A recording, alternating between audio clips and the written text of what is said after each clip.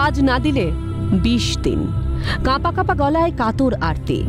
বেকারত্ব যে জ্বালা, উচ্চশিক্ষিত হয়েও হাত গুটিয়ে বসে থাকতে হচ্ছে। স্বপ্ন দেখেছিলেন তাঁরাও, আশা নিয়ে কাজ শিখেছেন, কিন্তু 1 বছর কেটে গেলেও মেলেনি কাজ। প্রতিবাদে বুধবার বিপর্যয় মোকাবিলার আপদ মিত্র ঐক্য মঞ্চের তরফে বাঁকুড়া জেলা শাসকের কাছে ডেপুটেশন জমা দিল আন্দোলনকারীরা। ওয়েস্ট বেঙ্গল ডিজাস্টার ম্যানেজমেন্টের যে আপাতমিত্র রয়েছে তারা কিন্তু দীর্ঘ 1 বছর যাবৎ তারা ট্রেনিং করার পরে আজও কাজ পায়নি। তাই তাদের মূলত যে দাবি রয়েছে, কাজ দাও নাহলে বিষ দাও। কেন এইসব বেকার ছেলেমেয়েরা তারা কিন্তু ট্রেনিং করেছে নিজেদের কাজের জন্য, ঘরের একটু হাসি ফিরিয়ে দেওয়ার জন্য।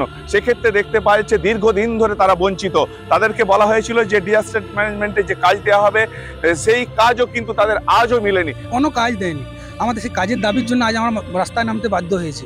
এখনো কাজ তো দূরের কথা, আমাদের যে কিটটা দেওয়ার কথা ছিল সেটাও এখনো দেয়নি। অন্যান্য জেলায় সব দেওয়া হয়েছে, আমাদের কিন্তু এখনো দেওয়া হয়নি, কোনো কাজও দেওয়া হয়নি। তো আমাদের একটা ভলেন্টিয়ারি হিসাবে নিয়োগ করা হবে, সমস্ত কিছু ম্যানেজমেন্ট করার ক্ষেত্রে আমাদেরকে নিয়োগ করা হবে। তো আমরা অনেকবার এসেছি স্যারের কাছে, ডিএম ম্যাডাম ছিলেন আগে যিনি, তার কাছেও এসেছি, স্যারদের কাছেও এসেছি অনেকবার। বাট বলা হয়েছে পরে পরে এরম করে পিছিয়ে গেছে।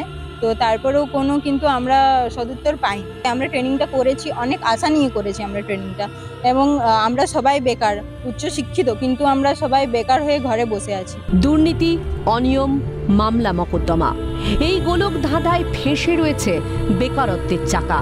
শুধুমাত্র মেলা মৎসবে মন ভুলিয়ে চলছে রাজ্য। এদিকে কর্মহীনতার অন্ধকারে ডুবছে যুব সমাজের জীবন।